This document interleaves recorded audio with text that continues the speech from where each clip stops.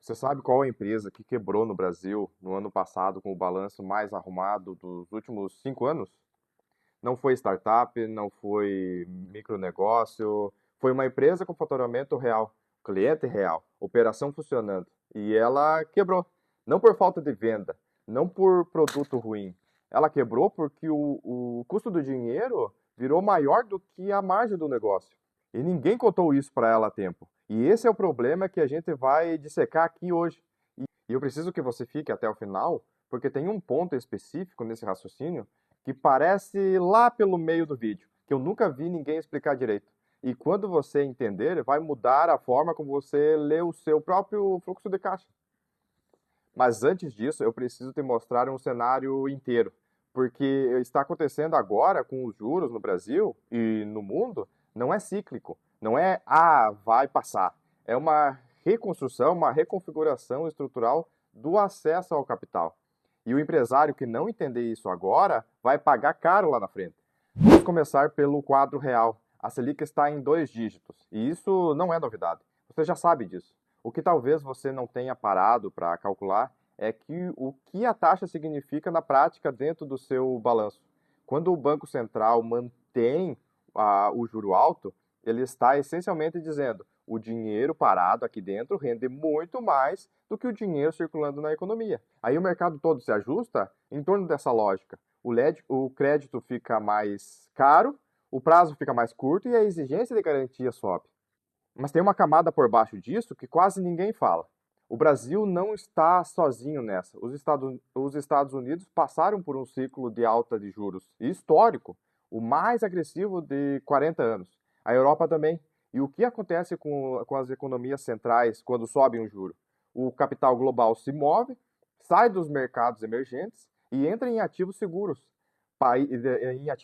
de países desenvolvidos. O dólar sobe, o custo da importação sobe e a pressão inflacionária no Brasil aumenta. E o, e o Banco Central, que tem que responder isso, como ele responde? Mantendo ou subindo a Selic ainda mais. Então, você tem uma cadeia, uma pressão externa que se transmite para dentro, que se transmite no custo do dinheiro, que se transmite para a sua empresa. Agora, por, por que isso importa especificamente agora? Porque o mercado passou anos operando com juro baixo. Entre 2020 e 2021, a Selic estava em 2%. 2% ao ano. Isso criou uma geração inteira de empresários e gestores financeiros que tomaram decisões de crédito e fizeram projeção de caixa e estrutura de dívida num ambiente que não existe mais. E a maioria dessas pessoas ainda não fez o ajuste mental. E elas ainda estão olhando para o crédito com olhos de 2021. Deixa eu te mostrar o que de fato mudou, porque não é só taxa. Primeiro ponto, o spread bancário. Quando você vai buscar crédito num banco, você não paga a Selic. Você paga a Selic mais o spread, que é a margem que o banco coloca por cima para cobrir o risco da inadimplência e lucro. No Brasil, esse spread é um dos mais altos do mundo. A gente tem taxa base alta e o spread alto. Isso é uma combinação brutal. Na prática, o que significa? Significa que enquanto um empresário americano consegue crédito para capital de giro de 7% ao ano, um empresário brasileiro está pagando 25%, 30%, às vezes mais. E mesma moeda, mesmo prazo e mesmo tipo de operação. E daí vem o ponto que eu quero que você realmente segure aqui. Existe um número que todo empresário deveria saber de cor, e quase nenhum sabe. Esse número se chama custo médio ponderado de capital, o famoso WACC. Se você já ouviu esse termo, ele é basicamente a resposta para a seguinte pergunta: quanto custa de verdade todo o dinheiro que está financiando a sua empresa? Não é só empréstimo de banco, não é só capital de sócio. Tudo junto, ponderado pelo quanto cada fonte representa no total. Agora presta atenção no raciocínio que vem a seguir, porque é aqui que a coisa fica mais interessante. Se o seu WACC é de 18% ao ano e a sua operação gera retorno sobre o capital de 15% ao ano, você está destruindo valor todo dia. mesmo vendendo bem, mesmo faturando, mesmo com o caixa positivo dia a dia. Isso é o que está acontecendo silenciosamente em centenas de empresas brasileiras. O gestor olha para o faturamento e vê crescimento, olha para o caixa do mês e vê saldo positivo. Mas quando você consolida tudo, quando você soma custo real do dinheiro que está financiando aquele crescimento, a conta não fecha. E esse tipo de problema não aparece imediatamente. Ele demora, ele fica escondido por meses, às vezes anos. E quando aparece, aparece de uma vez só. Segundo ponto, e esse aqui é o menos óbvio, o juro não afeta todo mundo igual. Ele penaliza de forma desproporcional empresas que dependem de capital de terceiros para girar. Empresas que financiam estoque com crédito, que pagam fornecedor com antecipação de recebível, que usam cheque especial para cobrir o gap entre entrada e saída. E adivinha, quem são essas empresas?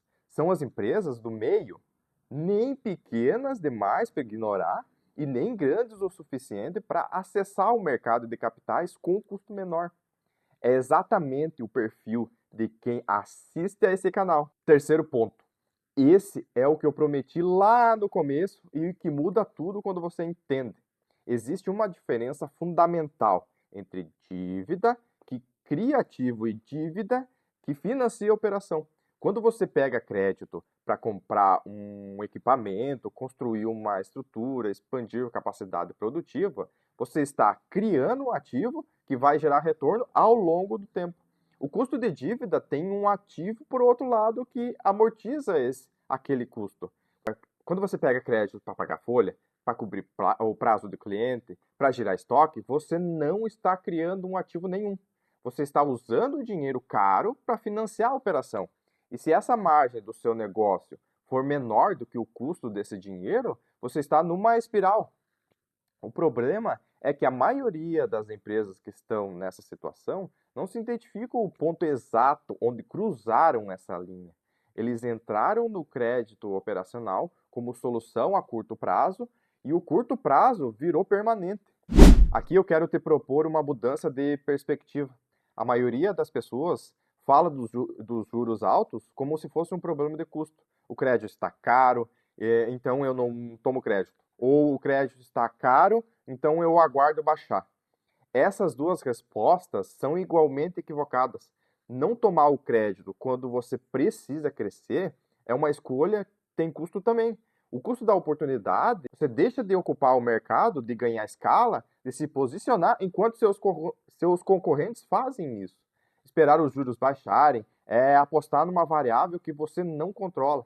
Pode baixar, pode não baixar, pode demorar 3 anos. Enquanto isso, o mercado não pausa. E a pergunta certa não é o crédito está caro. A pergunta certa é qual é o retorno que eu consigo gerar com esse crédito e esse retorno é maior do que o meu custo? Se a resposta for sim, o crédito continua sendo caro, mas um bom crédito. Se a resposta for não, o crédito barato ainda seria um crédito ruim. É uma questão de lógica e alocação, não de custo absoluto. E a segunda virada de percepção, que conecta tudo isso a algo maior, você já reparou que as empresas que mais crescem em cenário de juro alto são exatamente as que têm acesso a fontes de capital diferenciado, não ao crédito bancário convencional, mas linhas de fomento, fundos de venture, crédito estruturado, operações de mercado de capitais. Enquanto a maioria briga por crédito no mesmo guichê, bancos comerciais, capital de giro, cheque especial, uma minoria opera num sistema completamente diferente, com custo menor, com prazo maior, com estrutura que não sufoca o fluxo de caixa. Essa não é uma questão de sorte, é uma questão de conhecimento e de estrutura financeira. Agora deixa eu ampliar esse raciocínio para um nível acima. O que está acontecendo no mundo do capital e do crédito é uma reorganização, não é temporário. Depois de anos do dinheiro barato, que foi a política dos bancos centrais mundiais depois de 2008, e especialmente depois de 2020, o mundo voltou a um regime de juros reais positivos. Isso significa que o dinheiro voltou até o custo real. E quando o dinheiro tem um custo real, ele se move com mais seletividade. Ele vai passar onde tem mais retorno, mais segurança e mais estrutura. Agora vem a parte que conecta isso direto com você. O Brasil vive um paradoxo curioso. A gente tem uma das maiores taxas de juros do mundo, o que deveria afastar o capital. Mas, ao mesmo tempo, a gente tem um mercado interno enorme, uma classe empresarial robusta e uma demanda reprimida por crédito corporativo de qualidade. Isso cria uma janela extraordinária, uma janela para quem souber estruturar o acesso ao capital de forma inteligente, usando o instrumento certo, no momento certo, com a estrutura certa. Existe um movimento crescente de empresas brasileiras que estão acessando instrumentos que a maioria dos empresários sequer conhece pelo nome, CRA, CRI, FDICs, operações de securitização, debêntures incentivadas e fundos de crédito estruturado. E esses não são os instrumentos exclusivos de grandes corporações. Empresas de médio porte estão acessando esses mercados com um custo menor do que o crédito bancário, com prazo maior, com estrutura que preserva o caixa.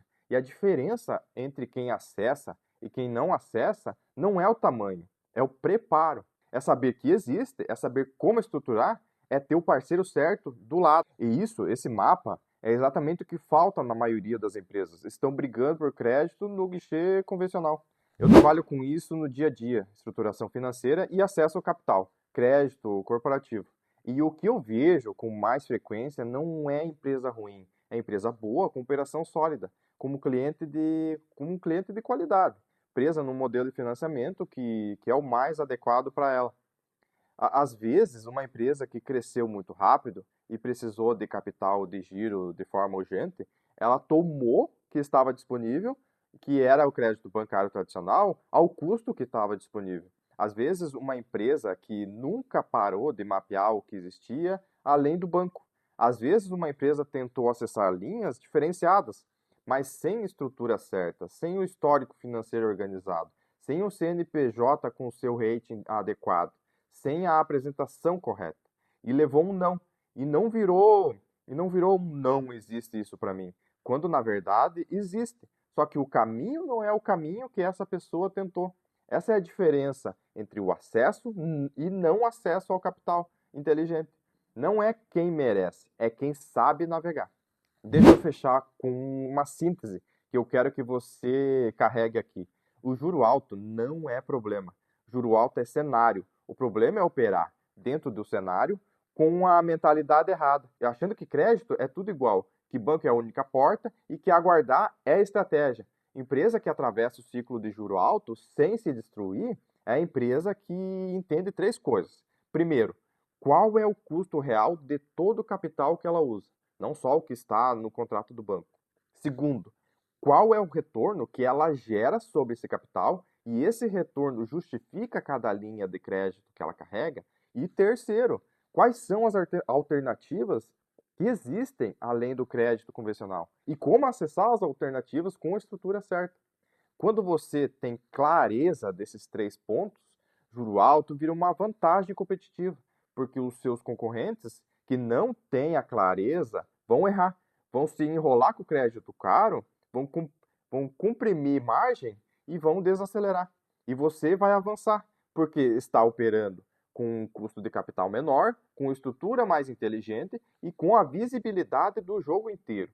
Esse canal existe para te dar esse mapa, não o mapa do que todo mundo já sabe, o mapa do que poucos entendem e do que faz diferença real na estrutura financeira de uma empresa. Se esse raciocínio fez sentido para você, se em algum momento do vídeo você pensou isso se parece com o que está acontecendo na minha empresa, então você está no lugar certo. Se a gente continuar aprofundando aqui, os próximos vídeos vão entrar com instrumentos mais específicos em uma estrutura de crédito que existem e que a maioria não conhece e como preparar a empresa para acessar esse capital de qualidade. Por isso eu digo, se inscreve no canal, ativa o sino, não porque é protocolo, mas porque esse tipo de conteúdo não aparece no feed por acaso. Você precisa estar inscrito para receber quando sair. E se você quer conversar sobre estrutura financeira para sua empresa especificamente, não de forma genérica, mas sobre o que faz sentido para o seu tamanho, para o seu setor, no seu momento, o link está lá na descrição. Até a próxima.